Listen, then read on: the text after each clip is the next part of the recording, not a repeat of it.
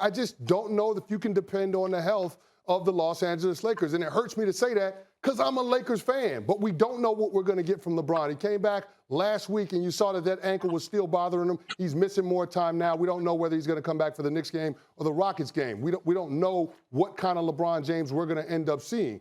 When it comes to Anthony Davis, you like what you saw last night against the Phoenix Suns. You like what you saw on Friday against the Trailblazers. But do we know we're going to see that same Anthony Davis given the health concerns that he's had missing 30 games this year? I don't know. And so I have to be able to lean on what I've seen from the New York Knicks. I know what I'm going to get from them. I know what Julius Randle's going to do. He's a guy that I think should be getting more MVP buzz. But I know this Knicks team is going to play really good defense. They're going to give the requisite effort and energy. That's going to happen every single game. And if they're matched up against the Hawks in a 4-5 game in the first round of the playoffs, yeah, I feel good about the Knicks' chances in that series. So, yeah, I'm going to say I trust the New York Knicks more than the Lakers. Can't believe I'm saying this is a great question because it really depends on how you define it. Look, I'm more confident that I know the outcome for the Knicks than I know the outcome for the Lakers. But I can't say I'm more confident in the Knicks. I'm more confident in the Lakers. The Knicks have a better chance to get out of the first round than the Lakers if the Lakers wind up seeing the Clippers in the first round. Knicks have a better chance to beat the Hawks, I think, at this point, than the Lakers have to beat the Clippers. But I can guarantee you this. The Knicks' ceiling is the second round. They will not get out of the second round. Not possible. The Lakers can mess around and defend their championship this year. That ceiling is infinitely higher. They can go all the way. It's possible. So who am I more confident in? The team with a higher upside. Because even if you favor the Clippers or the Suns or the Jazz against the Lakers in that first round, no one's going to sit here and say, Lakers got no shot.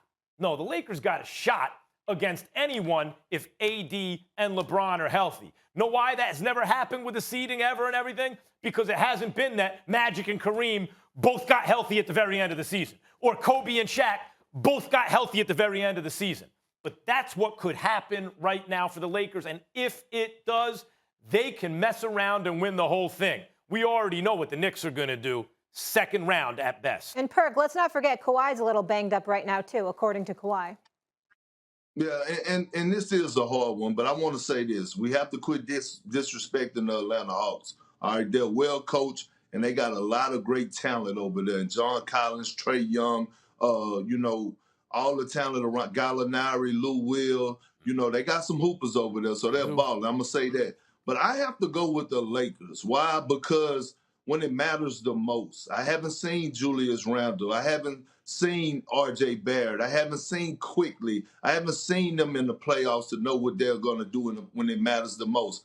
I know what's going to happen when LeBron James and Anthony Davis get to the postseason. And even with 100% Anthony Davis and a 75% LeBron James, the Lakers' run are deeper than the Mississippi River. They could have a deep run to the playoffs just because of those two. And Anthony Davis is just that special that he could help carry the load through a first round and a second round to help LeBron James continue to get even more healthier, right? But I look at the Western Conference, and it's starting to concern me. The Clippers, like you just said, Molly, they're not playing the basketball that I thought they would be playing right now. Yeah, I got look at beat the yesterday. Phoenix.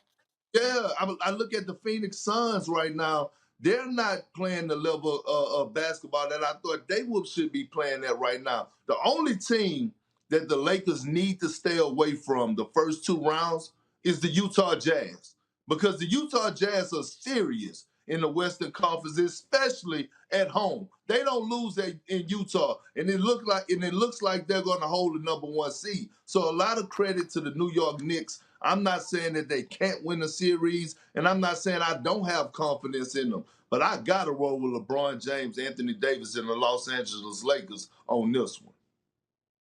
Chris, is there a chance that the Knicks can get to the conference finals?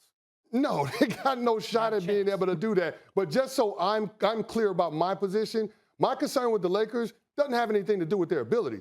My concern with the Lakers is whether or not they're going to be healthy. What version of LeBron James are you going to get? What version of Dennis Schroeder are you going to get? Can Anthony Davis continue to be the guy we've seen over the last couple of games? That's my biggest concern. And so we're saying that all of these teams in the Western Conference, including the Lakers, aren't playing the way that we thought they'd be playing this time of year. I look at the New York Knicks and I'm saying they're playing better than anybody gave them credit for that they could be playing this time of year. They just beat the Los Angeles Clippers, the third team in the Western Conference. So when it comes to the confidence level, I'm just saying I feel like you can hang your hat on what the Knicks will be, even though their ceiling when they're healthy is lower than the Los Angeles Lakers. The Lakers just took care of Denver and Phoenix because AD showed up in a big way. But Perk, you said something that is on the money, I think, for the Lakers, a big question mark. You touched on it. The bottom line is Rondo's not on the Lakers anymore. One thing about Rondo is whatever he played like in the regular season, you knew in the playoffs he's an all-star. Yep. Schroeder has to show he can do that in the playoffs. He has to show he can be an all-star guy in the playoffs because that's what the Lakers had last year on the low was a big three. They had a big three because of playoff Rondo. Do they still have that? Yeah, but it wasn't on the low, Max. It was on the high. Rondo stood out. There wasn't nothing on the low that was on the high. And you have a valid point. Here's the thing.